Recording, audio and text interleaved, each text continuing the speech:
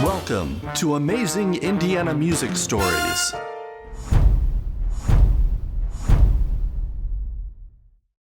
When I was about 10, 11 or so, we had a boarder at our house that was a young teacher, and she had a baritone ukulele that she said I had free rein to. And so I started learning a little bit about the ukulele and had a chord book, saw some chords in there, messed around with it for a little while, didn't pay too much attention to it. Eventually got another ukulele, probably 6 months later or so, and did the same thing, just sort of messed around with it. At one point, my older sister said she had been to a party and that there was a guitar player there, and she said, you should look into that, and it just kind of sparked an idea with me. And so I borrowed like an old cowboy guitar that also had a songbook, and noticed that the chords were the same as the ukulele, just a couple extra strings. So I thought, hey, well, this is not too bad. So I picked up on that, and I think I learned Home on the Range and, I don't know, other cowboy songs. And then I borrowed another, it was a silver tone F-shaped acoustic. That's when I started to figure that I knew some of the chords and started listening back to the rock and roll records. First one was probably Peggy Sue. And I figured out that I could learn a lot of stuff just by playing the record on the record player and figuring out the chords. So that's kind of how I got started in it, and it sort of developed from there. At some point, then I wanted to get an electric guitar, of course, and I started taking a few lessons and learned a little more about how the guitar works. And I think John then got a set of drums. We got together initially, played a couple parties, I think, just he and I. Mm-hmm. And then from then on, we met Joe, and I'll let these guys continue with the story with that. Okay, John. I got started back in, when Ron and I were in high school. We used to go to these, all the dances, Westlake dances and Indiana Roof. And we just started hanging around, you know. It wasn't really, I don't think it was, I don't know if you remember about as far as musicianship. But I did notice, like, you know, we started liking the bands, and Kitty and the Cats, and the biggest influence I had, the first influence I ever had was Ron Schrock. He played with the, who was that band? I can't think of the name. But anyway, that's how I got started, you know. And I just, my uncle gave me an old 45 record player, and with some Elvis and Little Richard. Catalinas, yeah, that's what it was, for the Catalinas. Ron Schrock. But anyway, that's how I got started, and I just got really interested in playing drums and just picked up. I remember going over to Ronnie's, and we'd practice. All I had was a little vanity stool. I used to play on that while he played. And then the biggest thing I got a kick out of was there was an old register, you know, heating register, and every time I jumped from my staircase onto the floor, the register would rattle. And I thought, man, that's pretty cool. That sounds like a snare drum to me. So I started putting those little records on that little record player, and I just started playing. That's how I got started. Anyway, yeah, it was fun. Joe, you're next. It was, music certainly was a big issue in my family. From my father's perspective, maybe it would have been interesting to have had this, because he played a ukulele as well. Too bad he didn't play with Ronnie ukulele, but that would have been hilarious. But he was in the music industry. He worked for King Records out of Cincinnati, and he was record salesman for a number of years, and gosh, he worked with the record shops and all the clubs up and down Indiana Avenue, and knew all those people, and they had so many black artists that were really good at their trade, just fantastic people. Well, then he started a record company called Saga Records, and he and two other people and started this and issued some records for some local artists, and So I don't know why that never carried on for what we did, but anyway, he encouraged me to wanted me to play. My art teacher wanted me to be an artist. She said, "You got a lot of talent," but he said, "Nope, you got to be a musician." So I started playing saxophone, and I took private lessons from George Nikoloff, whose two sons played in the Dawn Five, and so we were all friends from school. And so that was my entry, and I was in a high school, Ben Davis, that had a tremendous band. I played in the marching band and in the dance band or jazz band as well. So I had a lot of experience in saxophone. So Don and I lived right next to each other, and we started fooling around with some ideas and met these two guys at a Municipal Gardens athletic club, and they had dances on Friday night. So the four of us decided to get together and see what we could accomplish. And So- the name of that band was not Sir Winston and the Commons. We didn't have an official name at that Yeah. point. We got together for a few practices, Yeah. I think, at first, and then we sort of let it slide for a few months. We were kind of calling ourselves the Pickups, so, because we picked each other up. That was the whole joke about it, so. Yeah, then we got serious about it maybe a few months later. When we were somewhere 64, 63, Yeah. something like that. And I think Probably at first, 63, because I found a Yeah. tape that's dated 63. yeah, so- okay. And at first we were the Illusions, and were essentially instrumental surf band. Played a lot of surf music and all instrumentals. This guy was so good at playing Dick Dale stuff, that fanning guitar. I mean, Ronnie was really good at it. So. Lizard Twist, I played a couple thousand times. Yeah. But then I think one of the groups we followed at the time, or I did, was called the Astronauts. Mm. Then they released an album of vocals where it was like at a fraternity party. So I think that's when we started to pick up and do some vocals. I think the first one we did was "It's So Easy," and I think "Wine, Wine, Wine" and "Stormy Monday," songs that they did in a live environment, and that's why we got started with the vocals. I think we were still the Illusion. At some point, we changed it to the Suspicions. I think Don wanted the name for whatever reason. I think that song came out. Yeah. So we were kind of in between. We did some instrumentals and some vocals. And then when the British invasion happened, then everything changed. So we abandoned all the reverb and surf music and concentrated on all the British stuff mainly. So Where was the first place you played live? I think it was at a VFW on the south side. Was it a VFW? Yeah, I think so. I think I remember we had lavender shirts with black ties.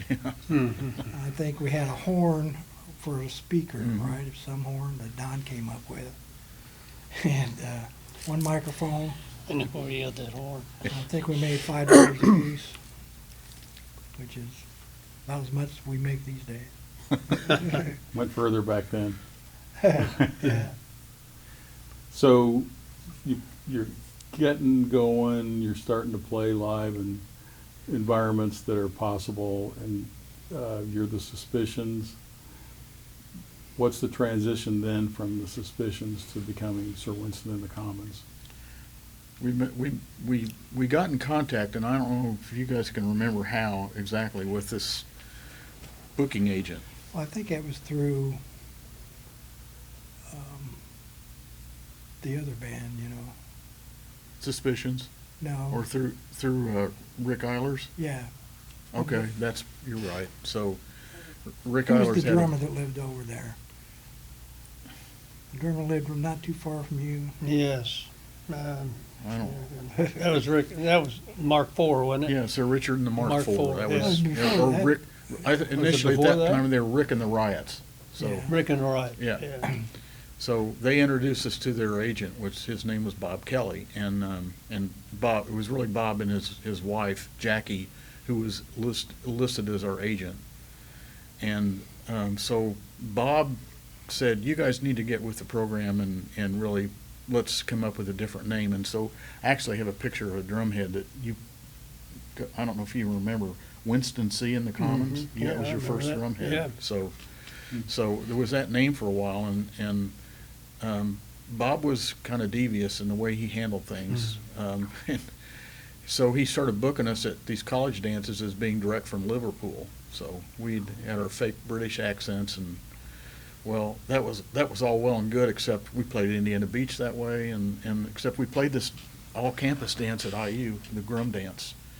And so here we are up on stage with this big sign that said direct from Liverpool, and there's these guys standing there and says, "I went to high school with those guys. They can't be from England." Yeah. So Actually, all the guys you went to high school with. Yeah. so So that was short-lived. So when was it that we came in contact with Roger? Was it before? That was through Bob Kelly. yeah, Was Sir it? Bob Kelly. Yeah, Oh, Bob got a hold of this singer. Bob Youngs was the guy's name, and he wanted to he had a song that he wanted to do, and he wanted to release it, and he wanted a band to back him up. So hired us, and we went to Jan Eden's studio in his garage studio. It was a nice little studio, and we recorded 2 songs, Thunder and Lightning. I think we practiced it one day and then went in and recorded it the next day.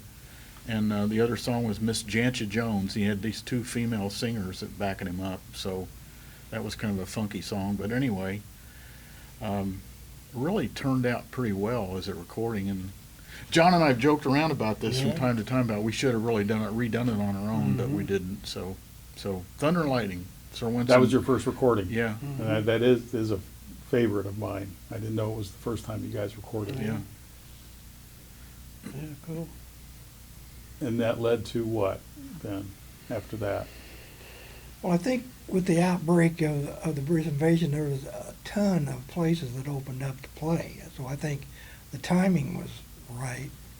Since we had the opportunity, there was just a lot of teen dances. Every corner of the city had places to play. Besides that, in the fraternities, we were playing all the time. So, Just to back up for a second, I remember we were together going somewhere, probably going out to eat one night after practice or something, and we had the radio on, and here comes Thunder and Lightning on the radio. Do you guys remember that? We were so fired up to hear our song on the radio, so that was exciting. Did you ever play live with Roger? Oh, not sure. If we did, I don't recall. So he was on his way to California Yeah. after that. Okay. Yeah. Probably influenced us. a So the little beach clubs, the teen clubs, college dances. college dances gave you plenty of opportunities. And then what led you to put out the first 45? Well, I think we just started wanting to write stuff. And the Beatles influenced everybody. Everybody wanted to be the Beatles and write their own music. So that was probably the biggest influence on doing that. So I did some stuff. Don did some stuff, and that's when we probably got Sonny as a manager. Yeah. Right? We We- changed managers or booking agents. We played at the National Guard Armory in Crawfordsville often, and Sonny Hobbs, or Woodson Hobbs is the name. He was his father was wealthy and an influential in Crawfordsville, and we got to know Sonny because he was always at our dances, and so for whatever reason we decided to hire him as our manager. So he was the one that was influential enough that he got that recording contract with Soma Records. So He made us an offer we couldn't refuse. yeah. Yeah, we recorded up in Chicago at Columbia Studios. Did half a dozen songs or Yeah. so. Yeah. And Soma then had a pretty big regional presence, if not national presence. So your records got distributed far and wide. What happened with Soma? Why didn't you stick? Why did you not get an opportunity to stay with Soma? I don't think we ever saw a dime out of it, Yeah. for one thing. So, I don't know, we just probably got pushed by the wayside. I think what's Well, Woodson got- was in the draft? Got he was drafted. in the Naval Reserve, and his 2-year reserve duty was up, and he had to go active. So that was the end of him being our manager. Yeah. So So how long was it before you then did the next record on Nauseating Butterfly? I don't know, a year, less than a year probably. Yeah. And how'd that come about? We just, I don't know, wrote songs. We were writing more and more songs, I guess, and we decided to, let's record a couple, and Herb at the time pretty much took control of all the business side of it. And we went back to Columbia to record those? I think we did. Mm-hmm. Record Not the Spirit of India and a few more. And then... When did we do No Sorrow and all that? Was that the I think first it's time eight- or the second time? I think it was the second time. Yeah. And he made all the arrangements to get the record produced. I don't even know how that happened, but he had his name Garth Medvescek, that he was his pseudonym for his production company, his producer. So he did all the business side of getting the record produced, and then I think we probably just hand carried it around locally. Mm-hmm. Didn't get it into stores or anything? I couldn't answer that. Yeah. I don't It, know. it did, because we made those posters. I know you've got one back here. Yep. And Oh, yeah. I took those around to record stores. Okay. And they did have the song in their presence, and we're selling it. I don't know if there was that much demand, but there were sales going on, so. I'm sure they were probably hand carried to those record stores. Right. By her. Yeah. So what happened next? I don't know. Well, Don got drafted, which was unfortunate. And so he left, and the four of us continued, and we decided to go to California, and we actually took a vacation out there in, what, 67? 67. I think so, for a week. We knew a couple ladies that lived out there, and they invited us. They were originally from here. And he said, I think they were here one time, said, come out and visit us and, look around and stuff. So we went out there and for about a week, looked around, and they knew somebody that was an actor. Of course, everybody was an actor, that also was interested in producing groups. His name was Link Weiler, and his friend was an FM disc jockey. And they showed an interest in us and said, hey, you guys ought to come out here and let's try to do this. So we waited a year, I guess, and planned the next summer to go out there, and we moved out there. And they put us up in half of the double. The other half lived the disc jockey. What's his name? I don't remember. Phillips. His last name was Phillips. I can't think of it. I don't know. He had a Porsche, though. And, He had a and Porsche that drove down. he had a Porsche and a hot wife. So Yeah. And And a swimming pool. I rode with him down Laurel Canyon in that Porsche. It was like being on a roller coaster. It was nice. Anyway, so we end up auditioning at several places down there, and we actually got a booking at a place called the Galaxy Club, which was 2 doors down from the Whiskey A Go-Go. We were right there on Sunset Strip. The Doors were playing 2 doors down. Hit their full house, and we were in this club. And we were there for, 6 weeks or so. Mhm. And played 5 hours a night, 9 to 2.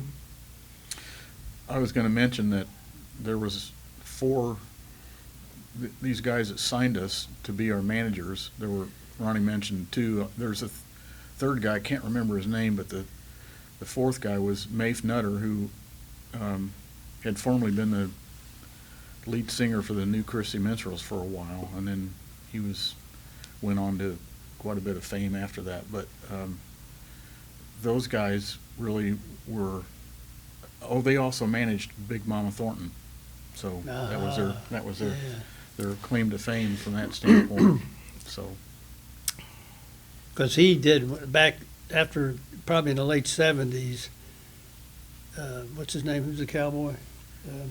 We just mentioned? Mafe Nutter? No, the other guy. Link Wilder? Link called, I can't think if he called me or called, I forget who he called, but anyway, Would he, have been early 70s. yeah. Anyway, he had a tour set up with Big Mama Thornton. It was up in Minnesota at a college school. And he needed a drummer and another guitar player, or maybe 2 guitar players. You guys couldn't go for some reason. Anyway, so we got a couple other guys from some local bands here.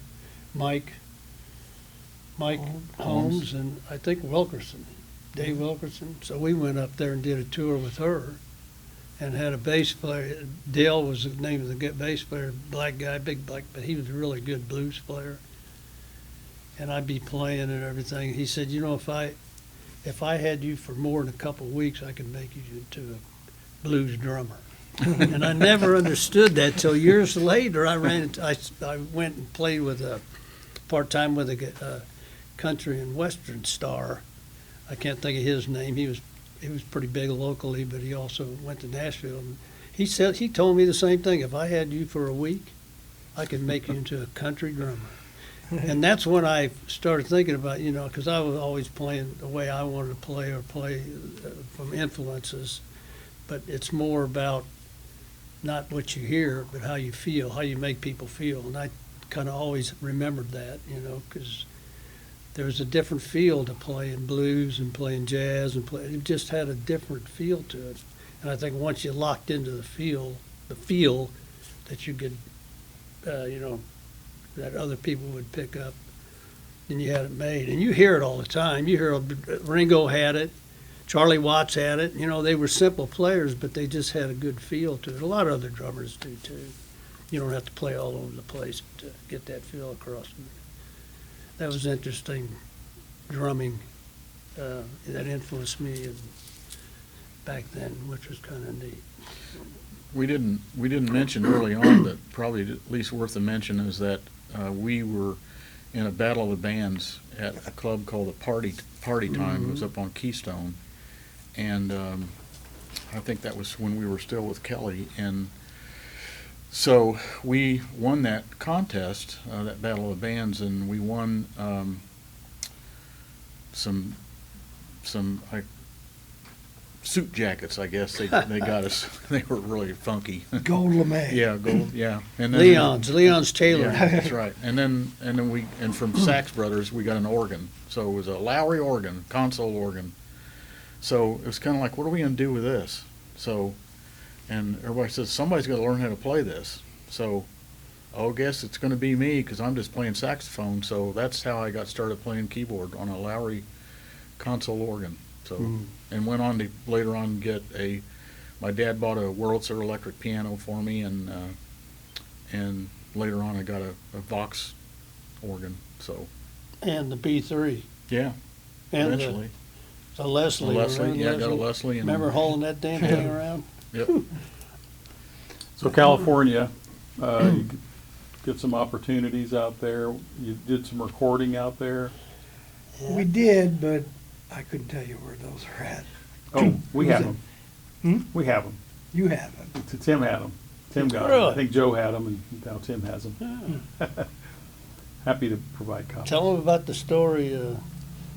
They wanted us to go to England. Oh yeah, there was a group, and I wish we could remember the name of the band. That they were a one-hit wonder, and they had this song that had taken off in Europe, and so these guys were in touch with our managers were in touch with these people that were involved in it, and they couldn't get this band to agree. They weren't together anymore, so they wanted to find a band that could go become this unknown group and go on a tour of Europe because of the song's huge popularity, and they wanted us to be that band. So we didn't agree to do that. So I kind of sometimes wonder what would have happened if we had done that and gone over to Europe and tried our hands, but we decided not to. So how did things end? You came back from California. Was that the end? No, Joe left the group, and it was the three of us. We were a three-piece for the next year and a half or so. Okay. Played up in New York. We as a three-piece. That's when Cream and Jimi Hendrix and all got famous. So three-piece was more normal. And we went to New York and played at Steve Paul's Scene, and I believe it was the first show that Joe Cocker played before his tour. And Steve Paul's Scene was like a big hangout for all the stars and stuff. So we opened up for Joe Cocker, and Bill Overman, who was booking us at that time, he put us in touch with a couple people, and we actually did some recordings up there in New York. But nothing ever came of those. It was interesting playing, at this place was, like Ronnie said, there were people coming in. I know Noel Redding came in. Yeah, no ring. From the Hendrix. And it's funny because I bought a CD probably a couple of years ago, and it was the same time that we had played in New York, and this CD was Hendrix playing with all these people coming in, and it would have been kind of neat to see Hendrix come in, but he didn't. I mean, he didn't the night we were there anyway, but yeah, it was a pretty popular place back then. International Grapefruit.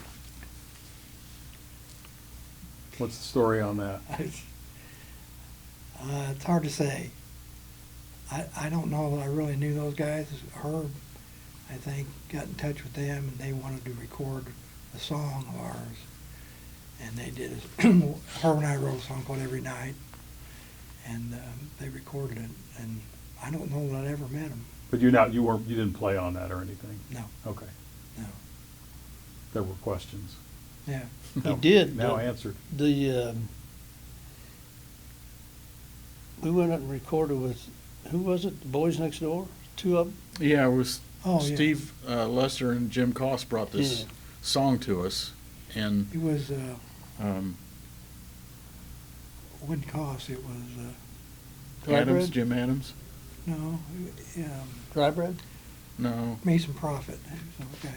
Oh. Talbot, that's right. Terry Talbot. Oh, yeah. Terry yeah. Talbot and Lester. Okay. I'd They were had forgotten like that. a Simon and Garfunkel kind of thing that they would write songs together. They wanted us to back them up on a couple of their songs, so we went to Chicago at 8-Track Studios, I believe, and did 2 songs. We also backed up. You remember doing Him, Her, and Them? Yeah. We backed up a song of theirs, a song I wrote. And maybe, I don't know, another song? I don't know. That was at 8-Track. And I don't know what happened to that. Well, then they had that one song called Silence 215 Yeah, that yeah. we did. And That was Terry and Steve Lester. Yeah. Yeah. So, and we had a recording of that song. It was kind of interesting because unlike anything we had done before, it was a dual lead. Ronnie and I sang dual lead vocals on that, and then at one point in time, one of us switched to harmony. But it was pretty interesting recording for us. So. Yeah. So Sir Winston kind of winds down. Matt, did this work into Madison Zane? What's the transition? Well, I know they had several musical experiences after Sir Winston and the Commons with you guys probably want to go into, but I know it was in 1970, during 1970 late, John and I got together and decided, let's see if we can get a band together, and ended up being, we got Jim Bench, who I had gone to high school with, who was a guitar player, Lanny Lambert, who was a bass player, lived in the neighborhood, and Marcia Bailey.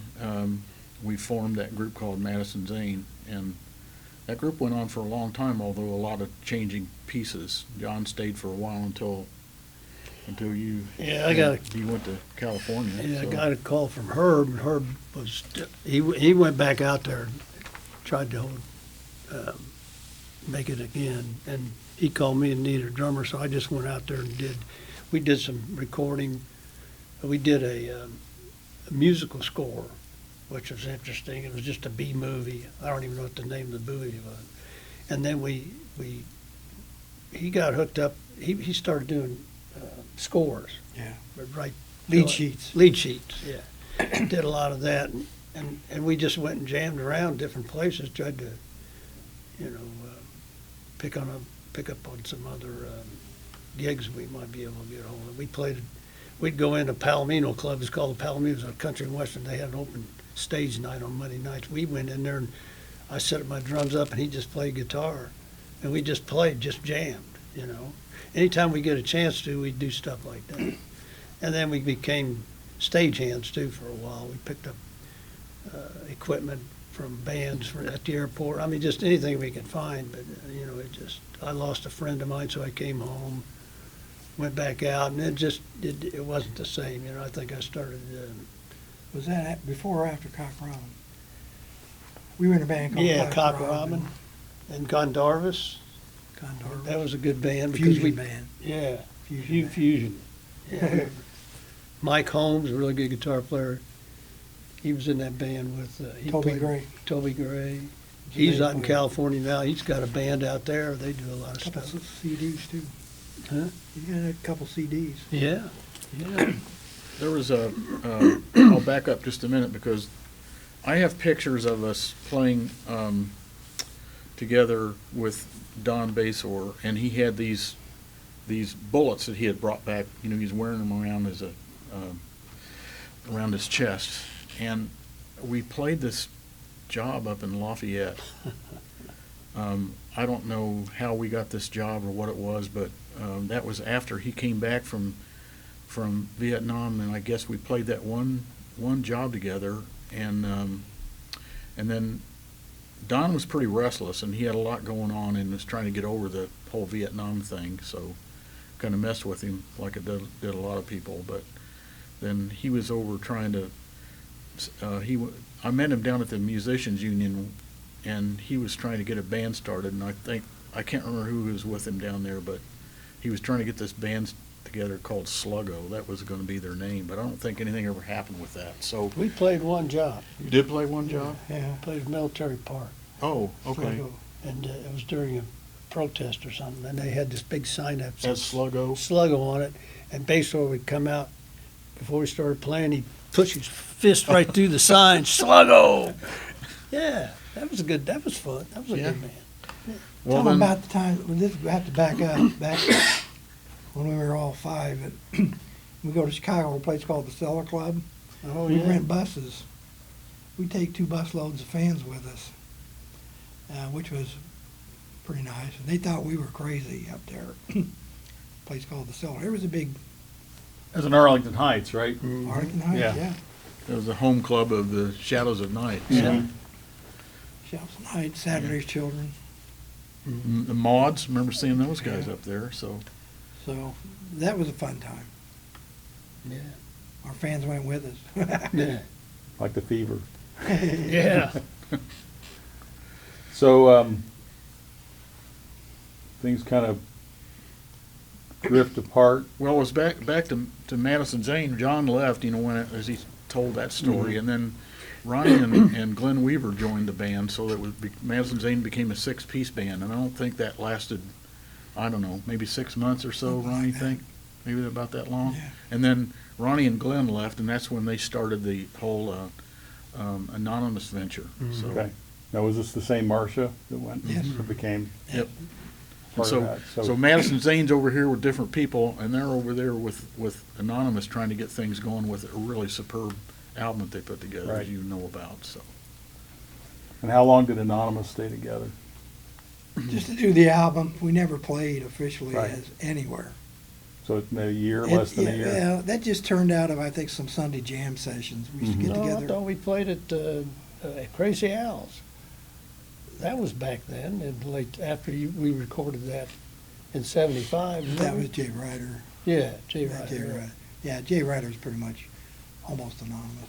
Yeah, so Anonymous turns into Jay Ryder, and then you did play live. Yeah, we did. Mhm. But you made a record, but you didn't release it. We did. Well, it ultimately got released. Oh, yeah.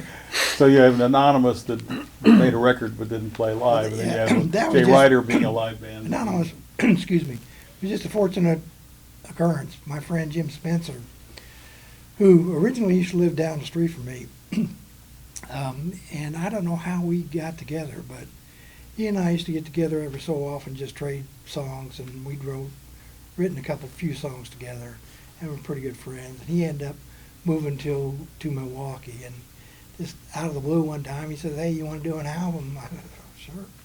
And that was at the time when we had been practicing, or I just jamming on Sundays afternoon.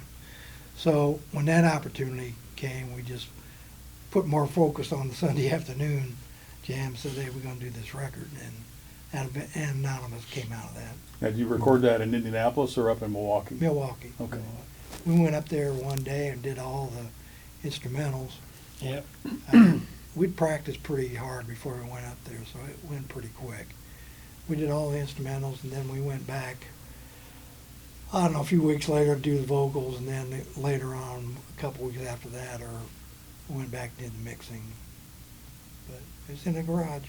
It was technically a garage studio. And it not only got released, but it got repressed with a different cover. Yeah, Yeah. that was Jim Spencer's doing. Mm-hmm. And why did he do that? Who knows? You know, maybe he liked his picture better than ours. I don't know. Okay. And so Jay Ryder goes on for how long? Years, 2 years maybe. Okay. And what are you doing at this time, Joe? Well, Madison Zane continued, and Steve Drybread from the Boys Next Door joined the band as bass player because Laney Lambert had left, and there were some transitions of people because Marcia was no longer with the group, and we had another female vocalist, and it went on for through about 1977, and then at that point in time, Steve's brother Craig joined the band because we decided we were going to add a horn section, which we did.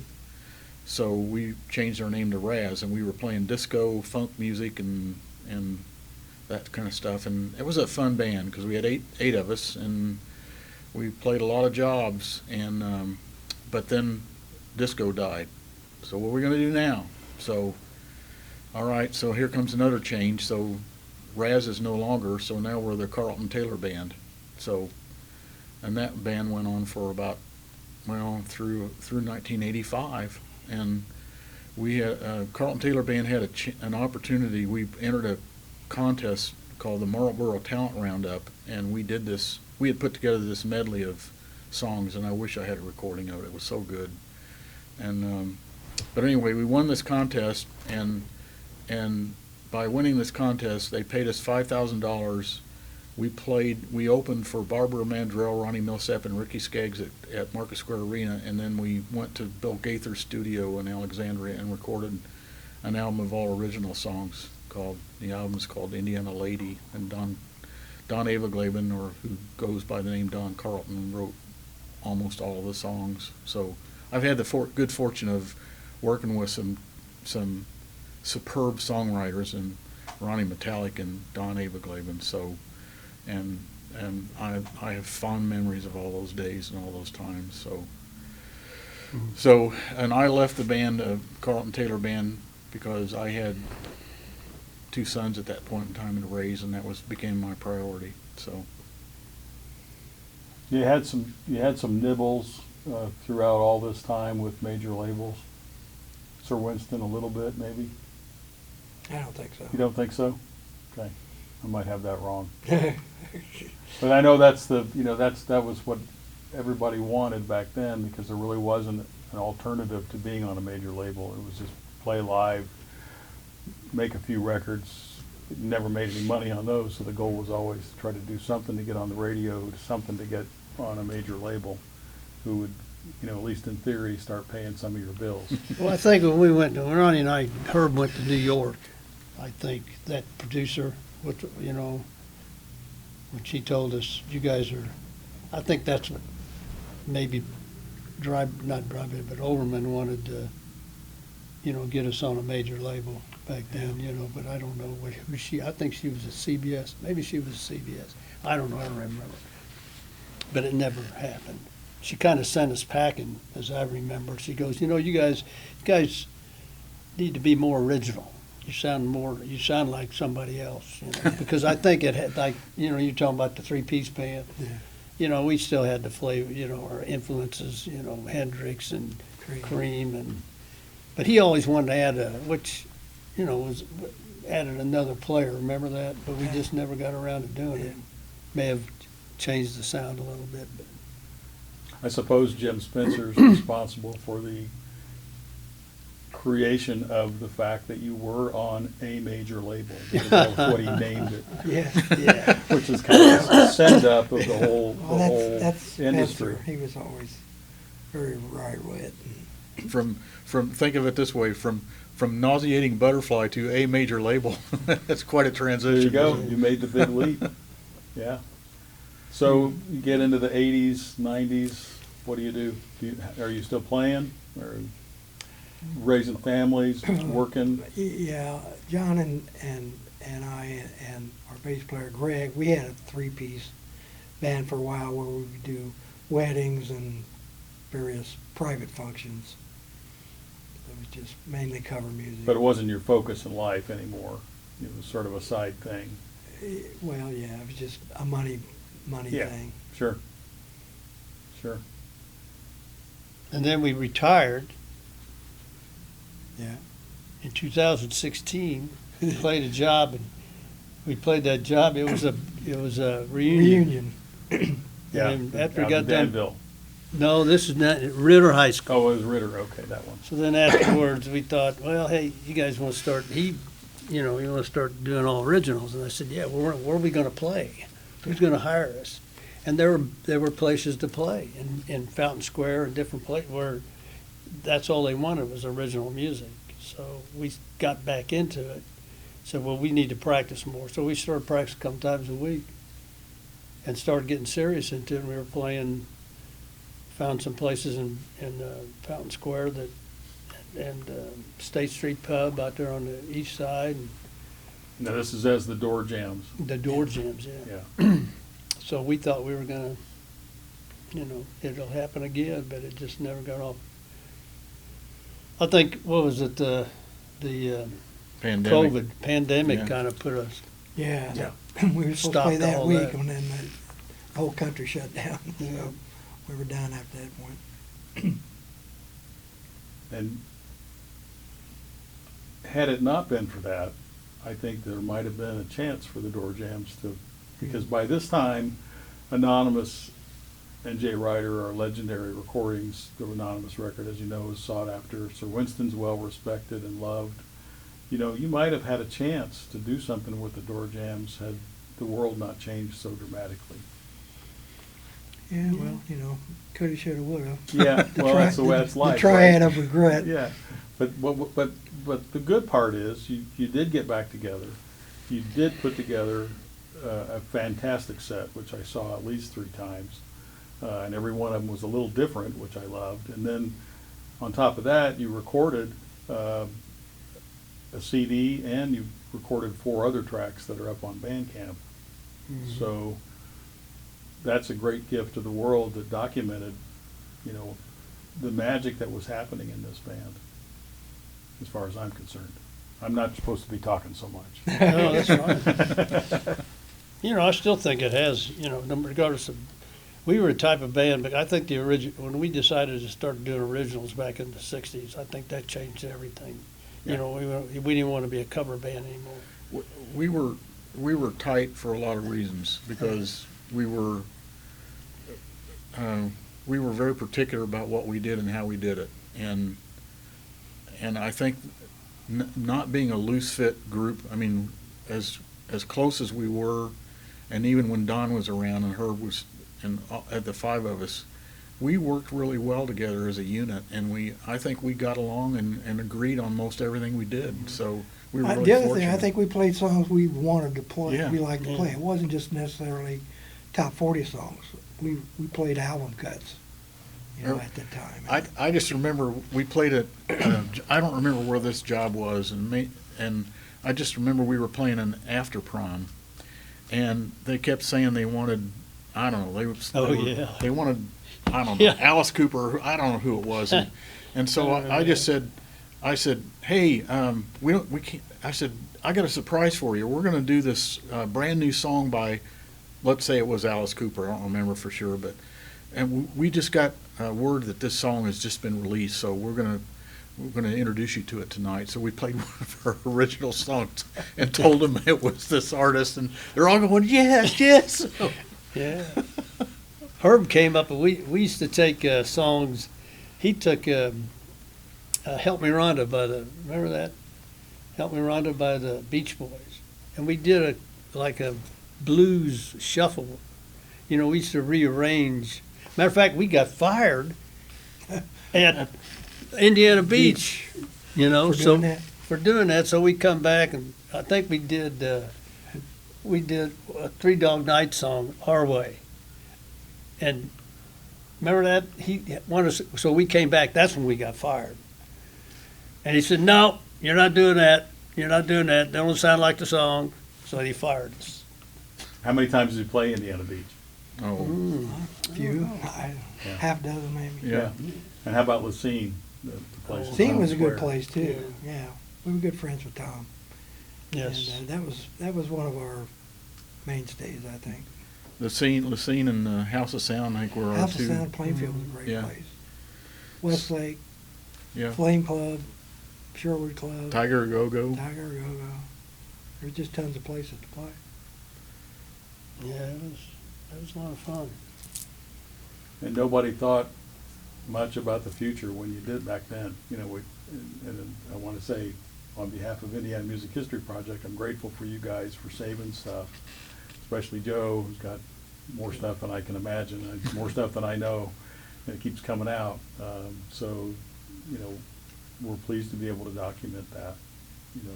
Well, we appreciate your hard work. You've been an inspiration, Rick, from the standpoint of what your passion for this, and being able to create a platform where we all can offer our contributions to historical information that's significant for a lot of people. So, I mean, we can think about what we've done as insignificant from the world standpoint, but for musicians and what we do together, or what we try to accomplish, and that we did accomplish what we did in a rather short period of time, and being able to have an opportunity to share this is special. Well, and I think the whole point of it is, and thank you for saying that, the whole point of doing this is not for today. It's for 20 years from now. It's for 50 years from now. It's for 100 years from now, whatever this country looks like, that they can go back and say, what was it like? What was the story of Sir Winston the Communist? What was the story of Anonymous? And this is what we're doing. Well, it's just like the variety of things you have. It's just not just rock and roll. You got jazz, blues, all these artists that were from Indianapolis and Indiana. Just like how how the Beatles and the British groups were influenced by all these groups from America is amazing to me. And just like you look at this stuff, I was a lot of influence. Ronnie and I, jazz, fusion. I mean, they all came from the USA.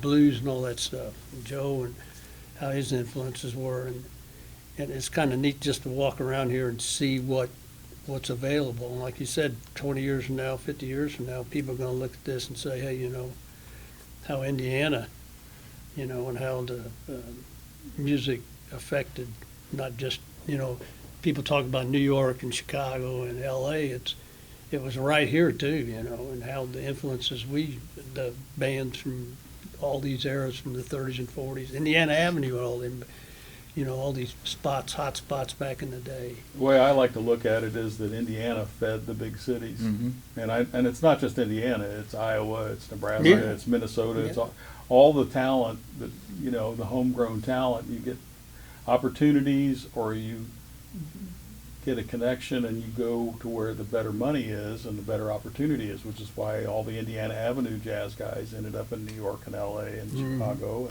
and all the great country players here, for the most part, ended up in Nashville. You go where so we export talent, and that's one of the reasons we do this, is because people don't realize you know, you got people driving on Babyface Way every day, and they're like, yeah, it's cool, Babyface. They don't have any idea he's from Right. here. They don't have any idea that Manchild was a powerhouse soul band in the Yeah. 70s that he was part of. That's why we do it. One thing we didn't mention, and just maybe just kind of a fun thing to throw out, was that we practiced for all those years at my house, at my mother's garage, and the garage was always open, and we had a lot of people out there listening to our practice, and a lot of young kids that were aspiring musicians that they liked what they heard and they wanted to do the same thing. So it was fun just because Mom was really, she was a unique mother, because as long as we were doing something positive, it was okay with her, and that's what we were doing, something positive. And none of the neighbors ever complained that I ever heard about. Well, the police came a few times. Yeah, they did. Noise, right? Yeah.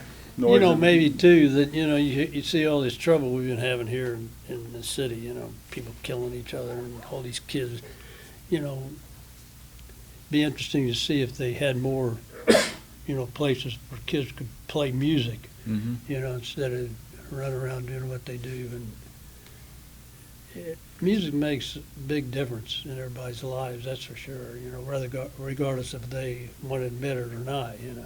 You Think see a about- guy driving down the road, you know, or somebody singing in the shower, you know, it's just But we think makes you about feel good. all those teen clubs we played jobs, and the only trouble we'd ever hear about was occasionally there might be a fight, or Yeah. a couple guys fighting over a girl, or maybe some guy tried to sneak in a beer. That was, I mean, we never witnessed any issues other than that. So. Well, I did in some country bars. Now, Oh, I well, admit no, that's a that. different story, so. Yeah. Well, I'd Thanks, like Jim. to thank you guys, and if there anything else you want to add or throw in, feel free. Just that we appreciate you and everything that you do. And your work. Tim, And Tim's been Yeah. a Yeah. big part of this. Tim brought me to you guys, really. I mean, I already knew you a little bit from Anonymous, but then Tim kind of closed the loop and got us all. And we're all, you know, we're all connected. This is one of the things that I live by. We're all connected in this world. We just don't know how yet. And the only way you find that out is by talking to people, you know. And you brought up some names that I'm like, oh, that guy. Yeah, and it's wheels are turning. It's like how to connect the loop and connect the dots for, you know, posterity and just for fun. and come down to see the museum, right? Yeah, Yeah. absolutely.